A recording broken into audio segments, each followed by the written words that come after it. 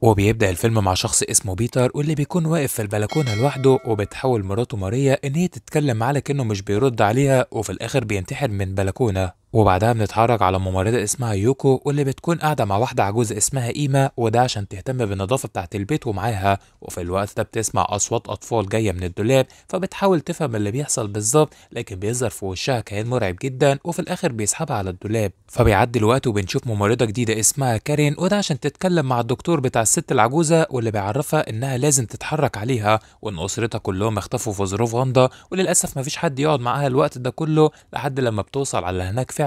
وهنا بتشوفها واقعة على الأرض وتعبانة جدا، ففي الآخر بترجعها تاني على الأوضة بتاعتها. وبعدها بتسمع صوت طفل بيعيط في المكان، وبتفضل ماشية ورا مصدر الصوت، وبتعرف إن هو جاي تاني من الدولاب. هنا بتستغرب إن هو ملزوق من كل حتة ومش فاهمة السبب، وفي الآخر بتقرر إن هي تخرج من الأوضة لحد لما بتسمع صوت قطة جاية من الدولاب برضه. وطبعا الفضول بيزيد عندها وبتكون عاوزة تفتح الدولاب بأي طريقة، وده عشان تشوف اللي بيحصل فيه، وفعلا بتعمل كده لحد لما بتلاقي كتاب غريب قدامها. وبعدها بيظهر طفل قدامها مع القطة بتاعته، لكنهم بيختفوا على طول. وهنا كارين بتكون فاكرة ان كل ده مجرد خيال مش اكتر، وفي الاخر مش بتركز معاهم لحد لما بيخلص اليوم على كده. وفي الوقت ده بتقرر ان هي تقرا الكتاب اللي شافته في الدولاب، وده عشان يمكن توصل لاي حاجة. وبتشوف صورة الطفل اللي ظهر في الدولاب مع اسرته، وبعدها بتبص وراه عشان تشوف قاعد وبيتكلم معاها من بعيد، وبيقول لها ان اسمه تشويو، لحد لما بتوصل رسالة صوتية على التليفون بتاع البيت. هنا بتحاول كارين ان هي تسمعها، وبتعرف انها من سوزان، واللي بتكون بنت قيمة صاحبة البيت، وعاوزة تطمن على والدتها مش اكتر. لكن في الوقت ده كارين مش بتاخد بالها من الخيال الاسود اللي بيعدي من جنبها، فبترجع تاني على قيمة عشان تطمن عليها، وبتشوفها وهي بتكلم نفسها.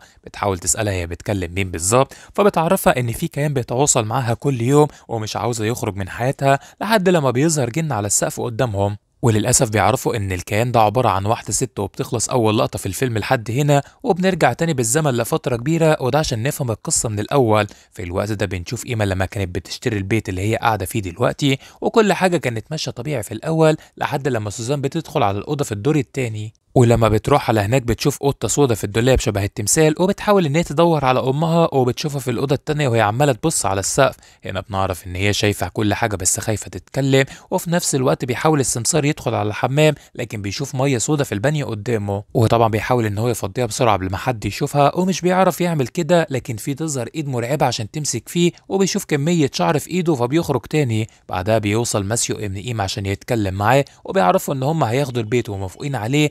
وطبعا السمسار لما بيصدق حاجه زي كده. والناحيه التانيه بنشوف جينيفر مرات ماسيو في الاوضه بتاعتها، وبتعرف ان قيمه موقعه الاكل على الارض ومبهدله المكان كله. بعدها بتشوف اثار رجل طفل صغير على الارض، فبتفضل ماشيه وراه، وبتشوف قطه سودا على السلم لحد لما بيظهر طفل عشان ياخدها. هنا بتكون مش فاهمه حاجه، لكن بتقرر ان هي تتحرك على الاوضه اللي دخلها الطفل من شويه لحد لما الباب اتقفل عليها، وبتفضل تصرخ من الخوف. وبعدها بيخرج ماسيو على البيت وبيسال على مراته، وهنا الام بتفضل تشاور على الاوضه من غير ما تقول اي حاجه، وهي مرعوبه جدا. بيتحرك على هناك بسرعه وبيشوفها على السرير لحد لما بتبص على السقف ومش بتتكلم معاها. واخيرا بيظهر الطفل مره تانيه، وده عشان يصرخ في وشه. ومع الوقت بنعرف ان جينيفر بتكون ماتت من الرعب، وكمان الجن على شكل الطفل بيفضل يصرخ في وشه لحد لما بنرجع تاني على الوقت الحاضر. هنا بنشوف دكتور بيروح على البيت عشان يطمن على كارين، لكن بيشوفها وهي مصدومه ومش بتتكلم مع حد، واما بتكون جنبها، وللاسف بنعرف ان هي ماتت. وفي الوقت ده بيقرر ان هو يتصل على الشرطه، وبيحاول الضابط يحقق مع الدكتور وعلاقته بماسيو ومراته، فبيعرفهم ان هم اختفوا من فتره كبيره. بعدها ممرضه حاولت ان هي تفضل مع قيمه، لكنها للاسف اختفت هي كمان، ومحدش يعرف مكانهم لحد دلوقتي. فبيكمل تفتيش في البيت كله، وهنا بيشوفوا تليفون قديم مع خصلة شعر، وبيعرف ان في فتحه سقف في الدولاب بتوصل على مخبأ سري. واخيرا بيشوف جثه ماسيو مع مراته جينيفر. بيرجع تاني على المستشفى عشان يتكلم مع الممرضه كارين، وبيعرفها كل اللي حصل في البيت من شويه، وبيسألها لو كانت شاكة في حد معين. وطبعا هنا بتعرفوا قصة الطفل اللي شافته في البيت، وان هي شاكة فيه اصلا، لكن طبعا مستحيل طفل يعمل حاجة زي كده. فبيخرج من المستشفى، وبعدها بيتكلم مع صاحبه عشان يعرف منه ان سوزان بتكون اختفت هي كمان، وللاسف محدش يعرف عنها اي حاجة. وكمان البيت اللي خدته قيمة كان مقفول من 3 سنين، وده اصلا قبل ما تشتريه، وان الناس كلها كانت بتقول ان البيت ده مسكون من بدري. لحد لما بنرجع تاني بالزمن، وبنشوف سوزان وهي في الشركة بتاعتها، لحد لما بنعرف ان الوقت بيكون اتأخر. وبعدها بتقرر ان هي ترجع على البيت، لكن بتسمع صوت مرعب جدا وبتتحرك ناحيه السلم عشان تهرب منه لحد لما بتجيلها مكالمه من اخوها ماسيو. الغريب في الموضوع ان هي بتسمع نفس الصوت المرعب بيخرج من المكالمه، وبعدها بتشوف كائن مرعب على شكل بنت، فبتهرب بسرعه من الشركه كلها، وبعدها بتقع على الارض من الخوف لحد لما بيظهر تاني قدامها. وهنا بتوصل على الامن عشان تقول له اللي حصل، وبيحاول يرجع على المكتب بتاعها. بتفضل تبص على كاميرات المراقبه، وهنا بتشوف الجن فعلا في المكان وبيقرب عليها، وبعدها بتحاول ان هي تخرج بسرعه من الشركه. وطبعا بترجع تاني على البيت بتاعها اللي كان قاعده فيه قيمه، وبيحاول ماسيو ان هو يتصل عليها في البيت عشان يطمن بسبب ان هي مش بترد على المكالمات، لكنه مش بيعدي وقت كبير وبنشوف ان في حد بيخبط عليها. وهنا بتتاكد ان ده مستحيل يكون اخوها لانه لسه واصل من دلوقتي، وفعلا لما بتفتح الباب عشان يدخل بيختفي على طول من قدامها. وهنا بيطلع من التليفون صوت مرعب جدا وبتجري على الاوضه بتاعتها. بتشوف ان في جن ظهر في المكان على شكل واحده ست، فبيخلص عليه لحد لما بنرجع تاني على الوقت الحاضر. وهنا تاني بنشوف كارين لما بتخرج من المستشفى بعد لما اتعالجت، وبتقابل صاحبها دوج، وده عشان تقول له كل اللي حصل في بيت قيمه وان البيت ده تقريبا مسكون. في الوقت ده بيظهر الجن مره تانية على شباك القطر وبيختفي، وبتعرف دوج ان هي لازم ترجع على البيت عشان تريح شويه. وهنا بتدخل الحمام عشان تستحمى لحد لما بنشوف ايد غريبه بتمسكها من دماغها وبتختفي مره تانية، وطبعا مش بتاخد بالها من حاجه زي كده. الناحيه التانية بنشوف الدكتور بتاع كارين في المستشفى لوحده، وبعدها بيشوف ست قدامه في الممر بتمشي، والواضح ان البنت دي بتكون الممرضه اللي ظهرت في اول الفيلم وروحها في المكان. وبعدها بتقدر الممرضه يوكو ان هي تخلص على الدكتور لحد لما بنرجع تاني على كارين وهي بتدور على النت على اي حاجه تساعدها ان هي تعرف اكتر عن بيت قيمه.